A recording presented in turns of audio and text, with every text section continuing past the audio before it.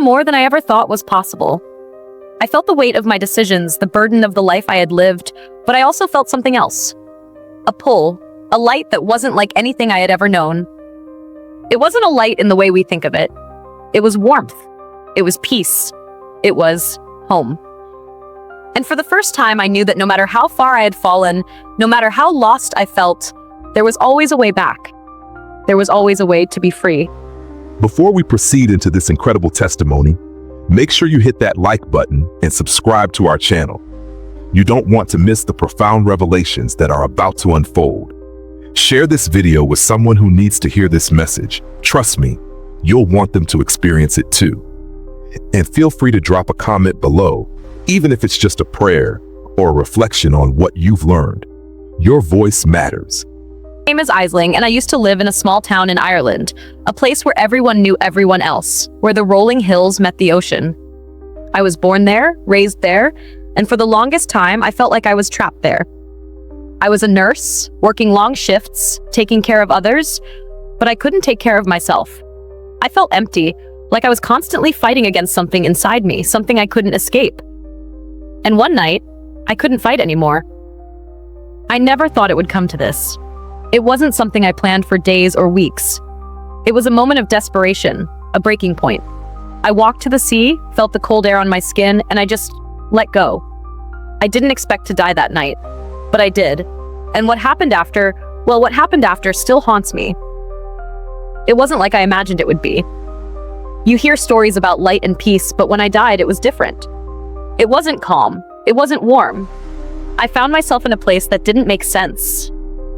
It was dark, but not just dark. It was the kind of dark where you can't even feel your hands in front of your face, but you know something's there. It felt like I was falling, but not fast. It was like time didn't exist, like I was trapped in this space that stretched on forever. And then there was a noise. Not a sound exactly, but more like a presence. A vibration. It started faint, but it grew louder, stronger, until it felt like it was all around me. The air itself was thick with it. I could feel it in my chest, in my bones. My heart was racing, and my breath was shallow, even though I couldn't feel my body anymore. It was then that I saw it, the figure. At first, I wasn't sure who it was. His presence felt so overwhelming, so all-encompassing. He was bright, almost blinding, but not in a way that hurt. It was a light that called to me, that pulled me toward him, even though I wanted to resist. I could barely make out his face, but I knew who he was. Jesus. I felt the weight of his gaze before he spoke. His eyes, they weren't like anyone else's eyes. They weren't just eyes. They pierced through me, saw straight into my soul, into all the darkness I had hidden away. It was terrifying and comforting in the same breath. "Why did you come here?" he asked. His voice wasn't loud, but it echoed, like the very air responded to him. His words seemed to wrap around me, yet there was no escape. I wanted to end it, I whispered. The words felt strange coming from my lips. It was like the truth was finally escaping, but in a way that made me shudder. But Jesus didn't say anything. He didn't speak of condemnation. He didn't lecture. His silence was worse than anything. It made me feel exposed. And then, without warning, I was shown something. Images flashed in front of my eyes, one after another, each one more intense than the last. At first, I thought they were memories. Memories of my life, of all the pain I had felt. But as I watched, I realized they weren't my memories at all. They were visions. Visions of the future. The events that would come in 2025. I don't know how to explain what happened next. It wasn't like I was seeing the future through my own eyes. It was like I was given a glimpse into something far bigger, something far more terrifying.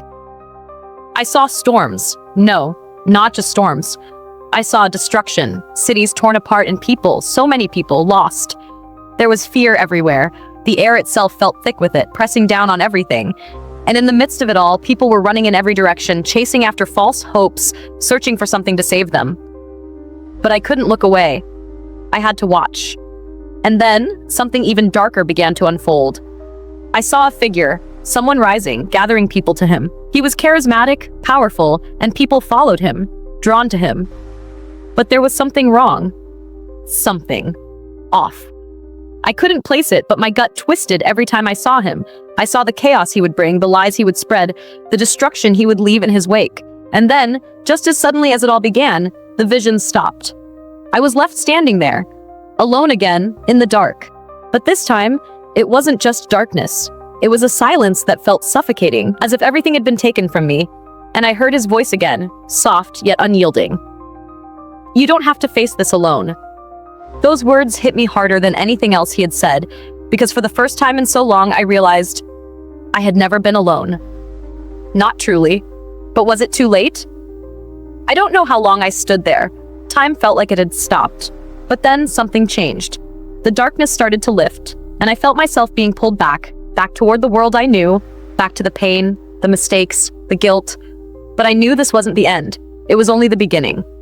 Something was coming, something big, something that would change everything. And I couldn't ignore it.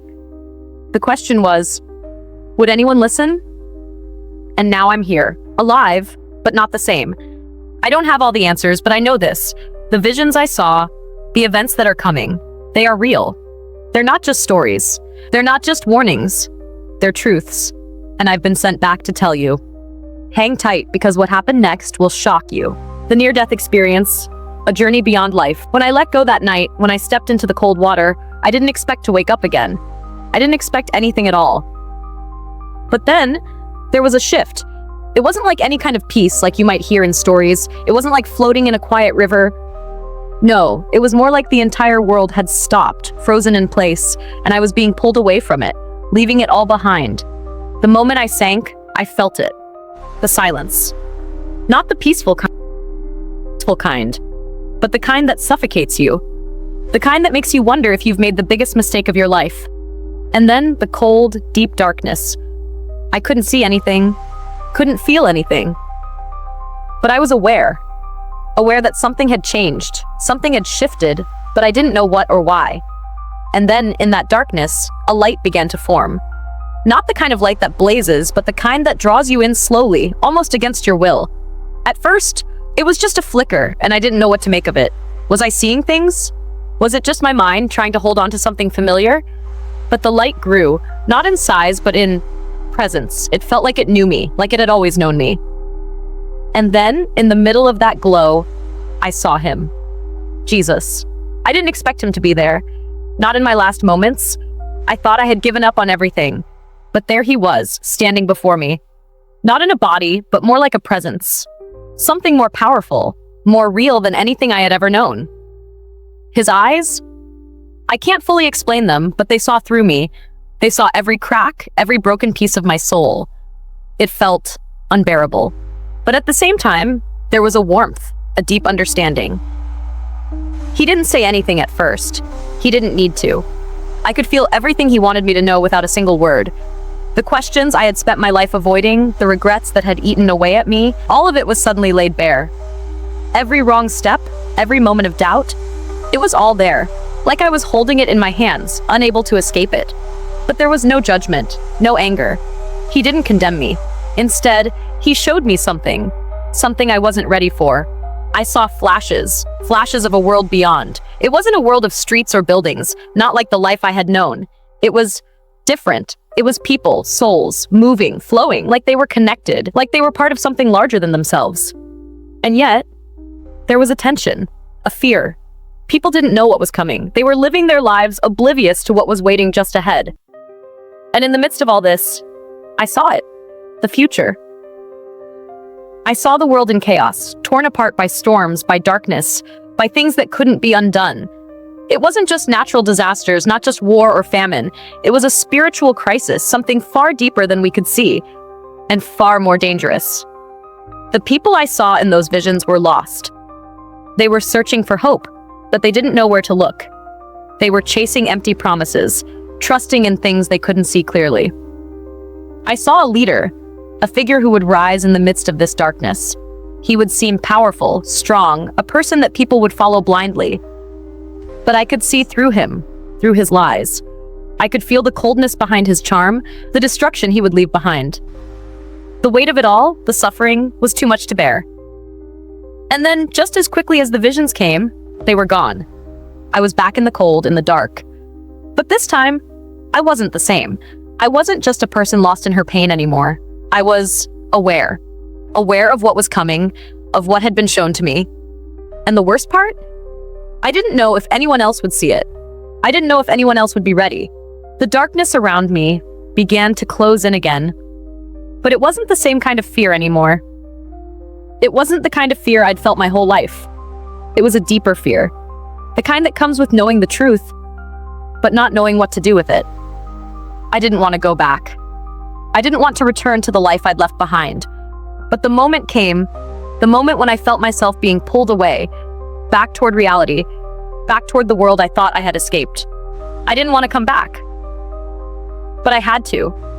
Because there was something I needed to do. Something I needed to warn people about. Because this wasn't just a warning, it was a call to action. The future I saw, it can still be changed.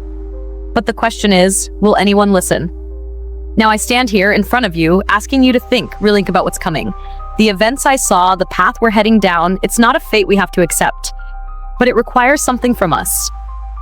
And I'm here to tell you, you still have time, but not for long.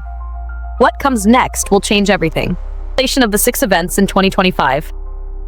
I remember the moment I slipped away from everything, the moment when I was no longer tethered to my body. It was like all the noise, the chaos of the world, just stopped. Gone. There was only silence, but not the peaceful kind. It was the kind of silence that fills every corner of your being, the kind that makes you question if there's even a reason for anything. I thought I'd be afraid. I thought I'd be panicking in that silence, but I wasn't. There was this presence, a knowing, a feeling that I was no longer alone. And then I saw it, the visions. I can't explain them any other way except to say that they felt real, more real than the life I had left behind. They were so vivid, so intense, as if I was witnessing the raw essence of what was to come. What I saw was so clear, it felt like I was watching it happen in real time, like I was standing on the edge of something too huge to ignore. The first thing I saw, the first event, was a great flood. Not like any flood I've ever heard of, but a flood of souls, a flood of human lives swept away in a way that couldn't be avoided. It wasn't water rising over cities, but something much more terrifying. It was a shift, a massive change in the way people lived. The economy crumbled, systems failed, what we thought was secure vanished. People were left with nothing but questions. How did we get here? Why didn't we see this coming? And in that moment, I realized how fragile everything we know really is. The second event was something I felt deep in my core, a kind of global darkness. It wasn't just the sun disappearing or the world losing light. It was a spiritual darkness, the kind of darkness that makes people forget what truly matters. Trust was broken. Love became rare. People turned on each other, consumed by fear and confusion. The energy of the earth seemed to shift. It felt like the world was entering a tunnel, and no one could see the way out. Then came the third event, a profound rise of false leaders. Leaders who came with promises of salvation, offering hope in a time of despair. But as they rose, their intentions were not pure. Their motives were driven by power, not peace. I saw millions of people follow them unknowingly, thinking they were the answer to everything.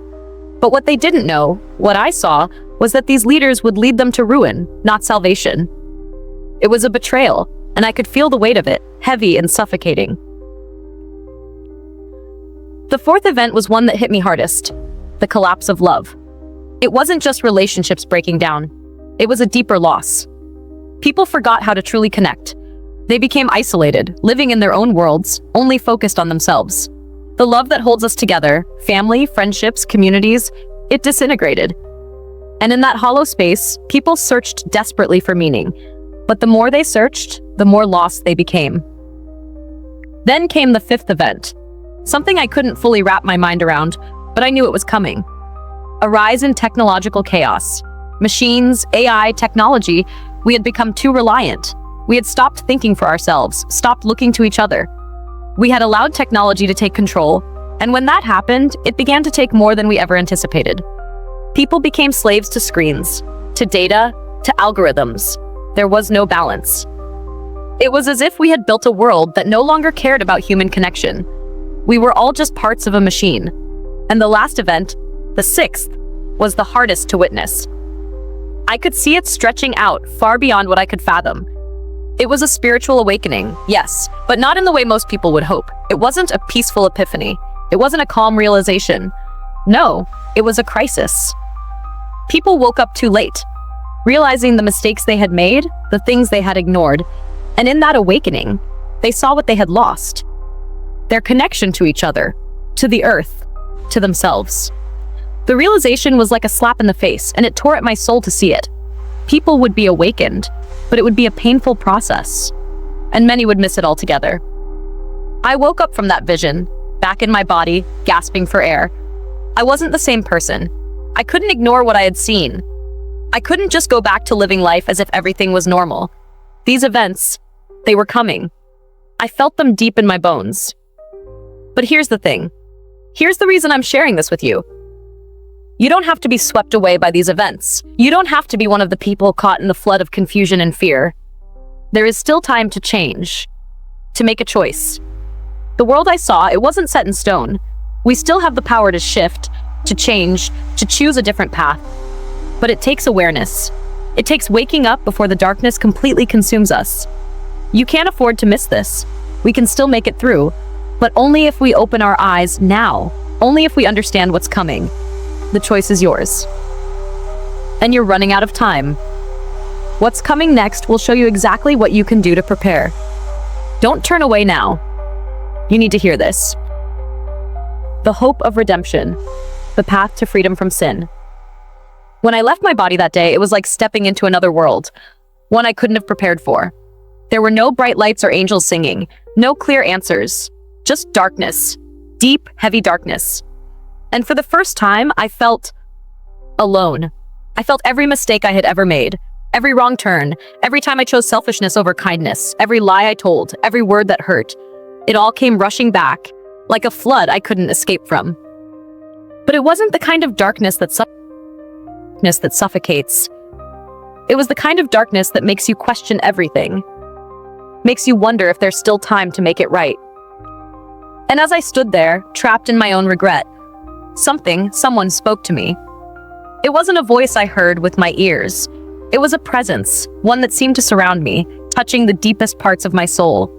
It didn't judge me. It didn't tell me I was wrong or unworthy. It simply asked, "Do you want to be free?" I didn't understand what it meant at first. Freedom? From what? From myself? From the weight of my sins? I was hesitant. But then I saw it, the path. Not just any path, but a glowing, pulsing light in the distance. It was small at first, barely visible, but as I focused on it, it grew brighter, clearer. And with each step I took toward it, I felt something inside me begin to loosen, like chains that had bound me for years, falling away, one by one. The path wasn't easy to walk. Every step was filled with pain, and not just physical pain. It was the pain of facing everything I had done, everything I had left undone. The weight of my past decisions pressed on me with each step. But there was something in that light that called to me. Something that made me push through the fear, the shame, the uncertainty. I remember thinking about redemption. What did that word even mean? To be forgiven? To be healed?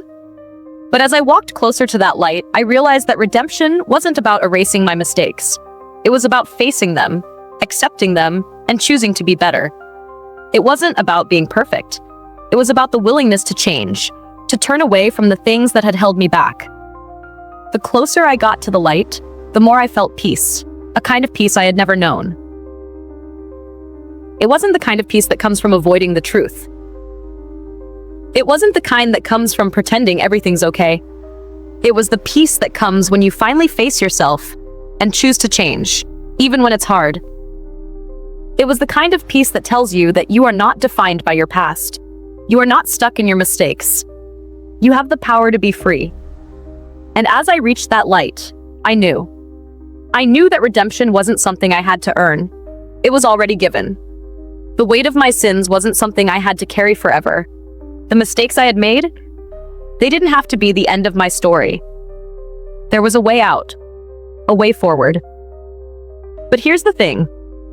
This is where it gets serious, where you really need to hear me. You don't get redemption by staying in the darkness. You can't keep running from your past, from the things you've done, from the things that haunt you. There's a path ahead of you, but it's not a path that will wait forever. You have to choose it. You have to take the first step. Because if you don't, if you stay stuck in your regret and guilt, you'll never see the light. And you'll miss out on the freedom that awaits. I almost missed it. I almost stayed in that darkness, consumed by everything I had done wrong. But then I chose to move. I chose to face it all. And that's when I found the light. That's when I found peace. And I'm telling you this because I want you to know it's not too late for you. You might be stuck in your own darkness, feeling like your past is too heavy, like you're beyond redemption. But you're not. You have the choice, right now, to walk toward the light, to step out of the darkness and find the peace that is waiting for you. The only question is, will you? You don't have to face this alone. The light is waiting, and in the next moment, I'll show you how to find it. But you have to keep going. You have to stay with me. Don't miss this chance. I stood there, caught in the space between life and death. I was no longer sure where I belonged. But one thing was painfully clear. I was awake now, not just physically, but awake to the truth that I had ignored, denied, and run from for so long. In that place where time didn't exist and everything felt strangely still, a voice, not like any voice I've ever heard, spoke to me. It wasn't loud, but it echoed in the very core of my being. And what it said was simple. The choice is yours, now. The choice. And I understood in that instant that the life I had lived, the path I had walked, it all led to this one moment of truth. The choice to change. The choice to wake up. The choice to do better, to be better. Now I could stay there in that dark place, feeling sorry for myself, clinging to the pain, the regret, the sins, or I could choose to step into something new, something beyond fear, something beyond my past. And that's when I realized 2025 is coming. And this is your moment too. What you choose in the next year could change everything. The road ahead, it's still open, but it won't always be. The door will not stay open forever. And there's a warning in that, because once that door shuts, you can't go back. You've been given a choice, just like I was. Every second that passes is a second that shapes your future. You have the power to change. You have the chance to heal. You have the opportunity to walk away from the mistakes, the fears, the things that have kept you stuck. But here's the thing. The hardest part isn't knowing you have a choice. The hardest part is making it. You can stand on the edge, look at what could be, and turn away. But deep down, you know the truth. The truth that this is your time. 2025, will it be the year you step into who you were meant to be? Or will it be the year you let fear hold you back? The year that slips by, leaving you wondering what could have been. I don't know what's ahead for you, but I know this. You will regret it if you don't make the decision now. You see, there's no guarantee that you'll get another shot at this. You might feel the tug of comfort, the pull to stay where you are, to keep going as you've always gone. But the truth is, the path that leads to freedom, to peace, to growth, it doesn't wait. It's waiting for you to take the first step. I wish I could go back to that moment and tell myself that the power was in my hands the whole time. The power to walk away from the pain, the doubt, and to start anew. And I wish someone had told me how much time I was wasting, how much I was missing by staying stuck in the past. So, here's what I'm telling you. Make the choice now. Don't wait. Don't think you have all the time in the world. Life is too short to waste, and you don't want to miss this. The future is waiting for you to step into it. 2025 is your year. It's your choice. You just have to make it. And with that, don't let this moment slip away. Keep moving. Keep choosing. It's the only way forward. If this story moved you, don't just keep it to yourself. Share it with others. Hit like if you believe in the power of second chances, and be sure to subscribe for more eye-opening content like this. We'd love to hear your thoughts, your prayers, or even your own experiences in the comments below. Let's keep this conversation going. Thank you for being a part of this transformative journey.